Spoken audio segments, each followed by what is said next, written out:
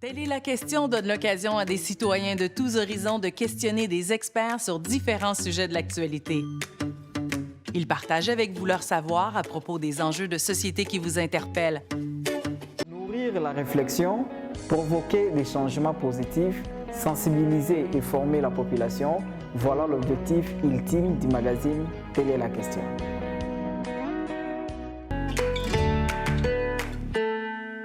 Messieurs, mesdames, de partout où vous nous suivez, nous vous saluons et nous vous souhaitons bonsoir. Nous savons que vous êtes nombreux à nous suivre à pareil Insta à travers le monde. Il y a ceux qui nous suivent sur la télévision, votre chaîne préférée et chaîne fidèle Fast TV. Il y a aussi ceux qui nous suivent partout au monde à travers YouTube. Nous vous remercions et nous vous disons bienvenue dans votre émission Telle est la question. Aujourd'hui, l'émission Telle est la question vous est présentée par moi, Ishara Kimeni Mark. Je reçois dans ce studio M. Gladys Kingombe. Monsieur Gladys Kingombe, bonjour et bienvenue. Bonjour, merci beaucoup M. Ishara. Merci pour votre présence. Je vous remercie aussi. Voilà, chers téléspectateurs et tout le monde qui nous suit à par Insta, nous serons en train de parler avec notre invité du jour, Gladys Kingombe, autour de l'objet qui va faire les parties constitutives de notre émission. L'émission Telle est la question va porter sur un objet qui comportera 3 parties. La première partie va aborder l'ONG internationale OILIS. La deuxième partie de l'émission sera consacrée au parti politique LGD de Matata Pogno qui commence à être connu actuellement, qui défraie la chronique, nous pouvons le dire. Et la dernière partie de notre émission va toucher la survenance de la guerre du M23 au Nord Kivu. Avec notre invité, M. Gladys Kingombe, nous allons développer ces 3 parties de notre émission et il sera en train de répondre à nos différentes préoccupations. Et avant d'y arriver, quant à moi, je ne peux que présenter notre invité Gladys Kingombe, de ce que je connais de lui comme une personnalité à plusieurs casquettes. Je dis qu'il est une personnalité à plusieurs casquettes car il assume au sein de la société plusieurs fonctions à la fois. D'abord, à ce que je sache de lui, il est coordonnateur de l'ONG internationale OILIS. Ça, ce n'est pas une responsabilité facile. C'est une grande responsabilité qu'il assume dans notre société. Voilà pourquoi je dis que c'est une personnalité considérable. Ensuite, je connais M. Gladys Kingombe comme politologue, un penseur politique de notre État. C'est-à-dire qu'il analyse les phénomènes politiques à travers le monde. Ensuite, je connais encore M. Gladys Kingombe comme porte-parole du LGD, Fédération du Nord Kivu. Chers téléspectateurs et tout le monde qui nous suit à par Insta, vous-même vous réalisez de là où vous êtes que c'est une grande personnalité que nous avons à présent. Et ce n'est pas aussi facile de pouvoir assumer ces responsabilités telles que je viens de le dire dans la société. Il va nous parler comment il est parvenu à arriver à assumer tout cela et comment il s'en sort. Avant cela, M. Gladys Kingombe,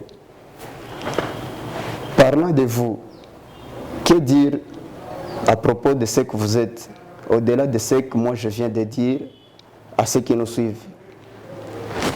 Merci beaucoup M. Ishara Kimeni Mark. D'abord, je vous remercie pour l'invitation. Je remercie Fast TV et ses responsables. Je remercie aussi le téléspectateur de Fast TV et tous ceux qui vont nous suivre à travers le monde. Mais avant de commencer ou avant de répondre à votre préoccupation, M. Ishara, permettez-moi d'abord de saluer ceux qui me soutiennent, ceux qui sont là derrière moi, parce que cette émission est très entendue et ça sera très suivi, parce qu'il y a des gens de partout à travers le monde qui m'appellent, voilà, on attend vraiment cette émission. C'est comme ça que je salue d'abord M. Chamberlain Bongopa Sipiba, le président de l'OELIS depuis Salt Utah City aux États-Unis d'Amérique. Je salue également M. Cédric Lotika, directeur général de l'imprimerie de Kisangani sur Naturel. Et je salue tous nos téléspectateurs, ainsi de suite. Ainsi, pour répondre à votre question, M. Ishara Kimeni, bon, moi, je repose mes arguments sur la citation philosophique de Emmanuel Lévinas. Emmanuel Lévinas, dans son ouvrage intitulé La totalité infinie, dans le paragraphe 128, Lévinas dit « Le seul pouvoir qu'a l'homme sur son semblable, c'est de participer à son éducation, c'est de participer à son progrès au développement, c'est de participer à son existence et de contribuer à l'avancement ou au savoir-agir de cette personne. » Dans la même optique ou dans le même fil d'idées, il y a William Branham aussi qui dit « Le bien-être universel, c'est vivre pour les autres, servir les autres, être à la merci ou au service des autres. » C'est ça ce qu'on appelle d'ailleurs l'humanisme de l'autre. Qu'est-ce que je voulais dire par là, M. Ishara?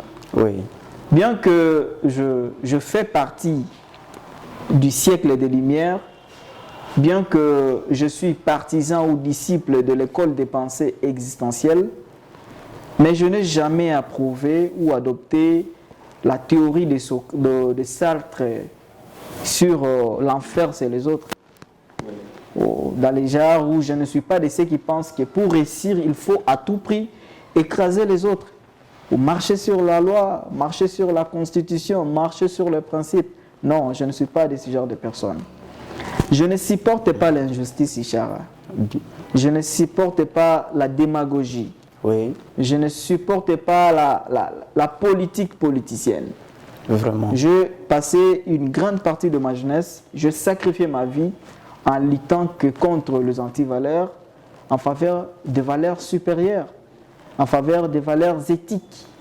Je crois à la pluralité d'intelligence et je crois qu'ensemble, si on se met d'accord sur base des principes, et on va évoluer.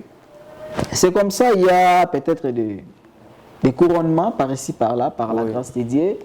Vous avez dit que je suis coordonnateur d'une grande ONG réputée à travers le monde de par son combat de lutte contre l'injustice et la corruption.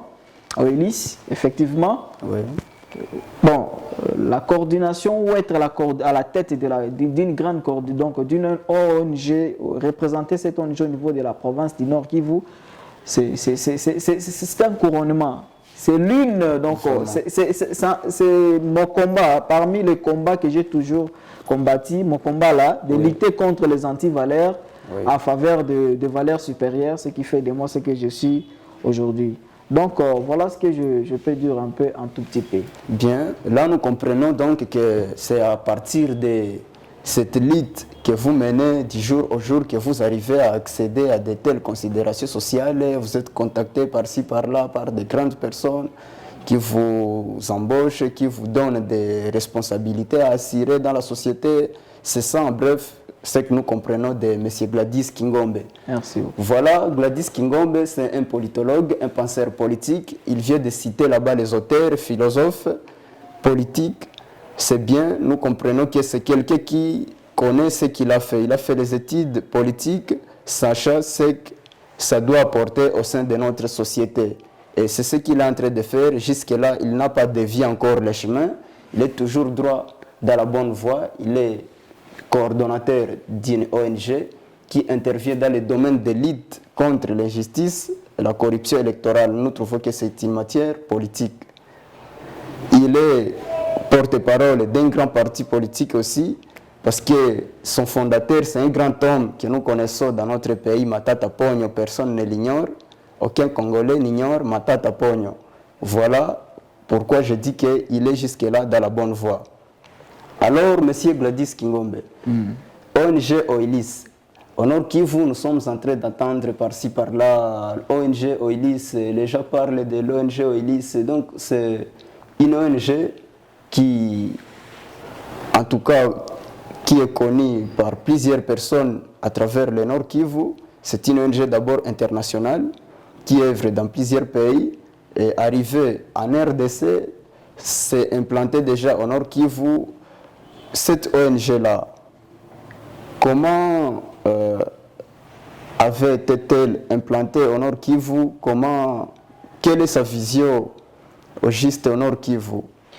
Qui la distingue d'autres ONG qui interviennent dans ces mêmes domaines? Merci beaucoup encore, M. Ishara. Vous savez, OILI, c'est un sigle. OILI, ça signifie tout simplement Organisation internationale de lutte contre l'injustice et la corruption électorale. Oui. C'est ça, OILIS en sigle. Alors, OILIS est une organisation ou une ONG de plaidoyer. Comme vous le savez, les ONG de plaidoyer sont là pour la défense de l'opinion, la défense de l'intérêt général. Ce n'est pas une ONG humanitaire ou ce n'est pas une ONG de développement, c'est une ONG de plaidoyer. Ok. Alors, c'est une ONG de plaidoyer, OILIS, qui a été créée sous l'inspiration, je venais de dire, de M.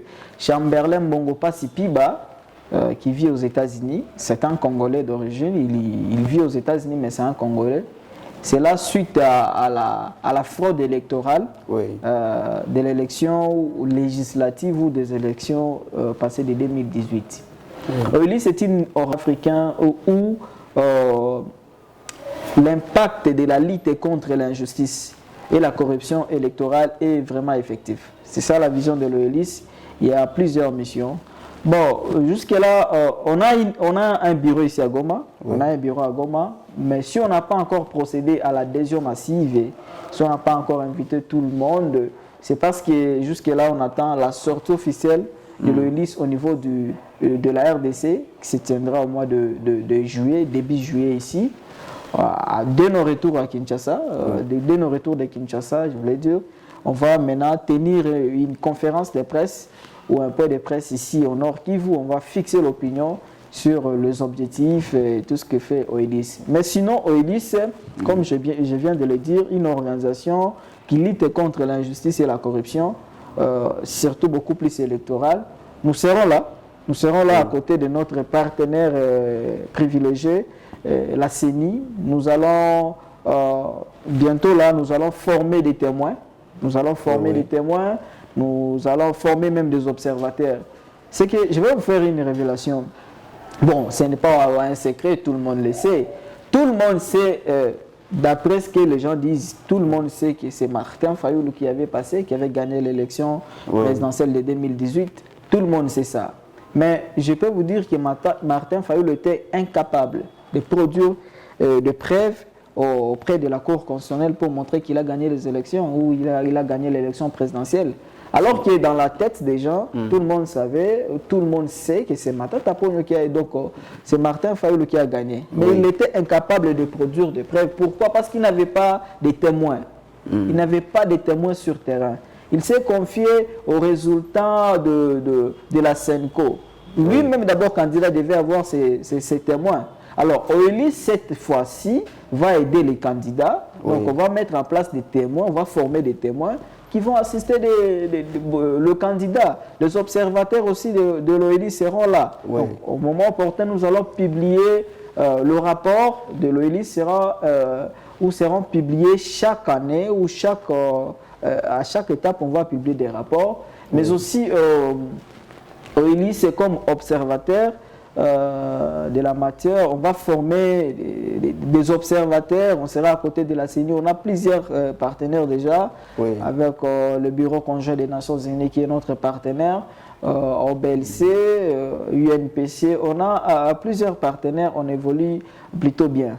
On a déjà aussi une adresse. Notre adresse, c'est vers la Saint-Pièce, à diagonale de la Saint-Pièce là-bas, où vous allez voir un bâtiment au premier niveau. Je vais toujours passer là-bas pour vous renseigner, mais on va commencer les activités après, bien sûr, après la sortie officielle de l'OELIS au niveau de la RDC qui se tiendra au mois de juillet. Merci, M. Gladys, pour vos interventions. Partant de ce que vous venez de dire, vous venez d'attirer ma curiosité concernant ce que vous dites par rapport à Fayoulou, Martin Fayoulou. Vous dites que Martin Fayoulou, tout le monde connaît que c'est lui qui était passé, qui était élu par tout le monde, par la majorité des citoyens congolais aux élections précédentes, mais il était incapable de produire des témoins. Êtes-vous sûr et certain que vraiment il n'avait pas de témoins? Oui, il n'avait pas de preuves. Parce qu'il y a un principe en droit qui dit donnez-moi le preuve et je vous dirai les droits. Si je ne me trompe pas, c'est ça, les juristes nous suivent.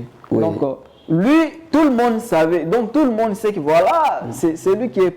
C'est Fayoulou qui a gagné l'élection présidentielle. Mais au moment des preuves, il n'avait pas de preuves. Pourquoi il n'avait pas de preuves? Parce qu'il n'avait pas de témoins. Il n'avait pas déployé les témoins à travers le Congo. Il n'avait pas de témoins. Maintenant, cette fois-ci, nous, en tant qu'OELIS, on va aider des candidats. Non seulement des candidats présidents, mais des candidats au niveau des élections législatives, dans tous les niveaux. On va disponibiliser des témoins formés par l'ONG internationale OELIS et qui seront là. Les candidats viendront parce que les candidats font partie aussi de notre cible, de nos cibles, parce qu'on a des cibles comme le Parlement, c'est notre cible, on a les églises, c'est notre cible, le média comme Fast TV et les autres, c'est notre cible, on a même les églises, j'ai déjà dit les églises et les autres. Donc c'est ça, on a des partenaires comme la société civile aussi, vous voyez, ils sont des partenaires. On a formé des témoins, les témoins qui vont aider tous ces candidats-là. Maintenant, cette fois-ci, Fayoulou aussi gagne les élections, ou il gagne l'élection présidentielle, il n'aura pas à s'inquiéter, il n'a qu'à consulter, à contacter l'ONG internationale OELIS, Coordination du Nord Kivu. Nous allons disponibiliser des témoins.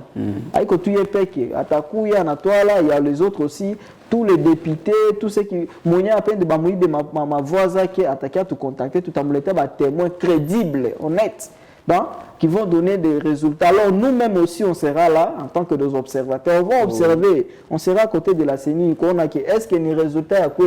Et nous, on va afficher les résultats bureau par bureau. Bureau par bureau. On va publier les rapports à chaque fois. On ne va pas prendre la place de la CENI, mais nous, en tant qu'ONG internationale qui lutte contre l'injustice et la corruption, on doit s'assurer qu'il n'y a pas de corruption ici. On doit s'assurer qu'il n'y a pas d'injustice ici. Donc, c'est comme ça. Donc, si Fayoulou, au-delà de Fayoulou et des d'autres candidats, vous voyez comme le visionnaire de notre ONG, de notre organisation, M. Chamberlain Bongo-Pass, lui, il a été victime d'une fraude électorale. Il fut lui-même victime. Vous voyez. Donc, pendant les élections ou les élections législatives, lui, il savait qu'il a gagné, Kanapita, en tant que député national, mais il était surpris de voir qu'il a Akupita. Pourquoi? Parce que déjà, dans son parti politique, il a quelques membres de la CENI, il faut payer. Il faut payer, il faut donner quelque chose. La corruption. Lui, il a dit, je ne peux pas faire ça, je ne peux pas faire ça. Il dit, bon, ça va, tu vas voir. On a volé sa victoire, on a donné ça à une autre personne. Ce sont des antivaleurs. Voilà, ce sont des antivaleurs. C'est pourquoi il a mis en place cette ONG aussi prestigieuse au lycée. Donc désormais, en 2023, par la grâce de Dieu, nous on sera là à côté de la population. Non seulement on va former les témoins et les observateurs, on va aussi former la population sur comment voter. Parce que M. Kimene, laissez-moi vous dire la vérité, la grande partie de la population congolaise ne sait pas encore voter utile. Il ne s'agit pas seulement de voter, mais de voter utile. Ici au Congo, on vote sur base de tribalisme, de régionalisme, de populisme, des choses comme ça. On ne vote pas sur base de vision. En Europe, on vote sur base de vision. On vote sur base de programmes, de projets, vous voyez, de parcours. Donc, nous, en tant qu'OELIS, on a aussi la responsabilité, on va former les publics, on va former la population. Cette fois-ci, à quoi on a la population? Avec une panne, avec des bouteilles, donc avec des gobelets, des riz, des matériels, qu'on a voté Batouville. Cette fois-ci, on ne va pas accepter ça. OELIS sera là pour former aussi le public sur comment voter utile. Merci, M. Gladys. Personnellement, moi, je ne peux que dire que j'apprécie beaucoup les activités que va mener l'organisation OELIS, parce que cela prouve le développement politique qui s'observe déjà dans notre pays, c'est-à-dire que les citoyens congolais sont en train d'entrevoir comment participer activement aussi à la gestion de l'État, cela de façon active. Vous dites là que cette fois-ci, prochainement, si les élections est liées, il n'y aura plus encore d'injustice et de corruption. Vraiment, on va s'assurer, on va dénoncer. Oui. Alors, M. Gladys, j'ai une petite question encore à vous poser quant à ça. Vous êtes politologue. Que pensez-vous des forces sociopolitiques qui traversent la société et qui subordonnent jusque-là les droits? Parce que quand vous parlez que cette fois-ci, vous allez fournir des preuves, vous aurez des témoins, là, je vois que ce sont maintenant des pièces qui vont jouer. Et ça, c'est les droits. C'est les droits qui s'intéressent surtout au texte. Oui. Alors qu'il y a d'autres forces sociales, politiques qui traversent la société, c'est-à-dire il y a des rencontres politiciennes, les politiciens se parlent. Que pensez-vous de ça aussi? Est-ce que ça ne peut pas vous causer des obstacles pour réaliser effectivement vos missions? Bon, vous savez, nous, on est défenseurs des droits humains. On sait ce qu'on fait, M. Ishara. Oui. On a la responsabilité de dire la vérité. C'est ça, ça fait partie des valeurs prônées par OELIS, l'honnêteté. Oui. Le rétablissement de l'honnêteté, le rétablissement de l'éthique en politique. Donc nous, on va se limiter juste à publier les résultats, donc à publier le rapport. Oui. Ce n'est pas nous la CENI, mais on va quand même s'assurer, parce que la population compte beaucoup sur nous. Hein. Oui, oui. Vous savez, depuis un temps, excusez-moi, les médias sont sous-traités par des partis politiques. Bon, si vous voulez avoir quand même des informations justes et fiables, il faut vous confier à des informations, à des supports de communication des ONG, comme OELIS. Je demanderai à la population du Nord Kivu de se confier à OELIS, à la coordination de OELIS Nord Kivu. Donc, vous ne serez pas déçus. Au moins, si les politiciens vont faire quoi, nous, on va au moins proclamer, on va au moins afficher de vrais résultats. Oui. Voilà, tel avait tel nombre de voix, celui-ci, celui-ci, celui-ci, celui-ci. Et on va dénoncer. Comme c'est une ONG aussi internationale, à toi pas. Donc c'est ce que je peux dire à ces personnes. Merci Gladys. C'est bon, en tout cas j'apprécie la façon dont nous sommes en train d'évoluer. Je pense que le public est en train de suivre comment est OELIS, comment fonctionne-t-elle et comment elle est en train d'évoluer jusque-là.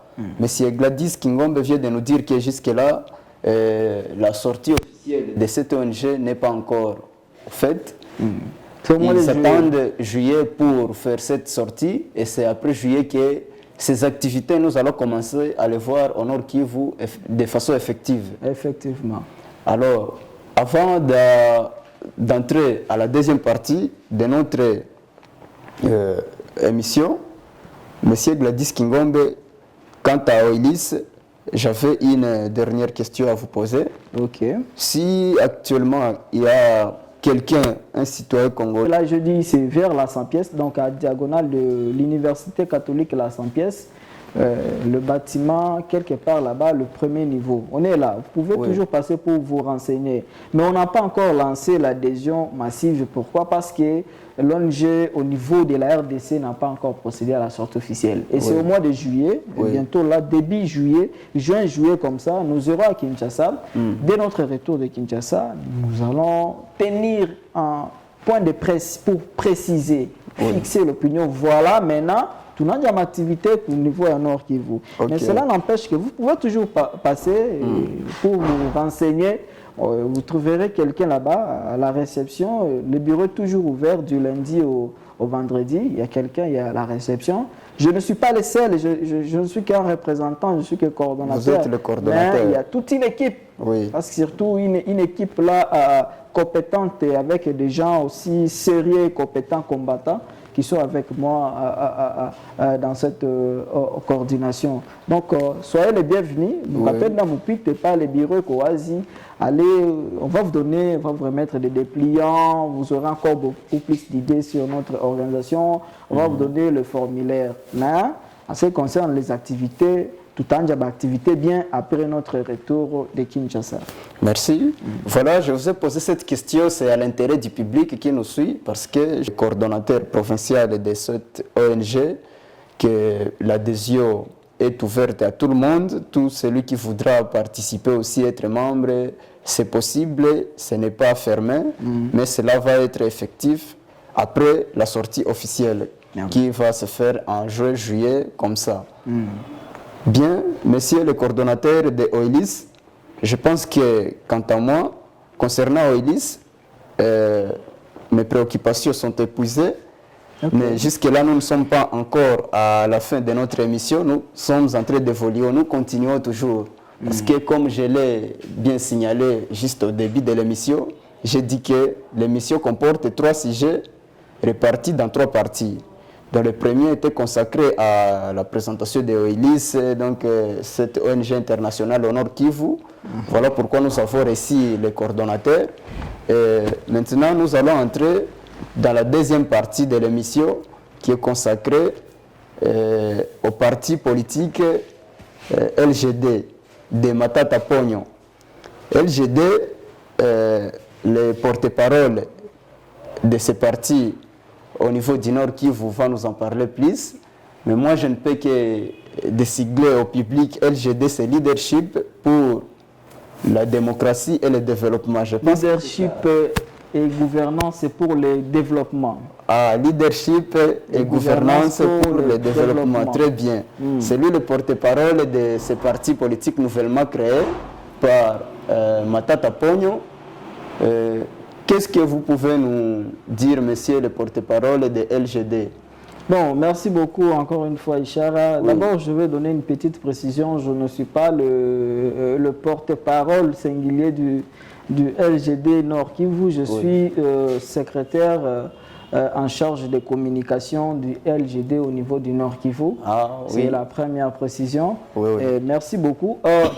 LGD, leadership et gouvernance, c'est pour le progrès, est un parti politique de Matata Ponyo, du professeur et sénateur Matata Ponyo Mapon, l'homme à la cravate rouge, le symbole de la rigueur, comme on a toujours l'habitude de l'appeler. Alors, la cravate rouge. Voilà. Il y a, bon, moi, ce n'est pas aujourd'hui, hein, M. Chara, ce n'est pas aujourd'hui seulement que j'ai découvert Matata Ponyo. Je ne le soutiens pas seulement parce qu'il est, lui en tant que Matata Ponyo homme, mais je soutiens les valeurs que cet homme incarne. Il incarne vraiment des valeurs. C'est parmi les rares hommes d'État qu'on a dans ce pays. Comme vous le savez, dans ce pays, le Congo, notre pays est rempli de politiciens. On n'a pas vraiment des hommes d'État dans ces pays. On a beaucoup plus de politiciens. En tant que politologue, je sais ce que je dis, il y a une différence qui existe entre un politicien et un politique. Oui. Un politicien, selon les Sciences Po, un politicien, c'est celui qui marche partout pour des intérêts partisans, qui travaille pour son propre ventre. C'est un opportuniste. Celui-là, c'est un politicien. Voilà, celui-là, c'est un politicien. Tandis qu'un politique, c'est un porteur d'une vision clairement définie. Quelqu'un qui a une vision, il a un programme, il a un parcours élogé. C'est celui-là qu'on appelle aussi un homme d'État. Oui, oui. Et la classe politique congolaise est composée à 80%, 85% ou même à 90% de politiciens. On n'a pas des hommes d'État dans ces pays. Maintenant, parmi les rares hommes d'État qu'on a dans ces pays, Matata Ponyo peut être le premier ou même le deuxième des hommes d'État. Donc c'est quelqu'un à qui on a beaucoup d'estime. C'est le leader des références de beaucoup de jeunes, de la crème intellectuelle. Pour preuve, vous avez vu lors de la sortie ou du lancement officiel de son parti politique LGD, vous avez vu l'engouement. Oui. Ça n'a jamais existé dans l'histoire politique de ce pays. Dans moins de 1 mois, le LGD compte déjà plus de 3 millions de membres. Ça n'a jamais existé.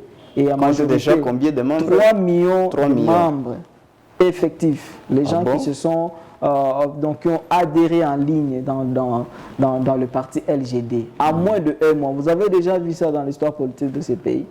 Et plus de 2 millions. Donc la Ligue des jeunes du LGD, elle seule compte déjà plus de 2 millions de jeunes. Et pas n'importe quel genre de jeunes, des jeunes sensés et avisés, des jeunes conscients et avertis. 500 000 jeunes femmes qui ont adhéré dans le parti LGD. Vous voyez? Oui. Donc, c'est quelque chose à apprécier. Pourquoi? Parce que nous suivons la philosophie de quelqu'un, Matata Ponyo. Moi, j'ai toujours été d'accord avec lui. Je fais partie de sa religion, de son évangile qu'il a toujours prêché sur le leadership et la gouvernance de qualité. Oui. Matata Ponyo, c'est un homme de la stabilité. Ouais, à son époque, prenons par exemple, à son époque, quand lui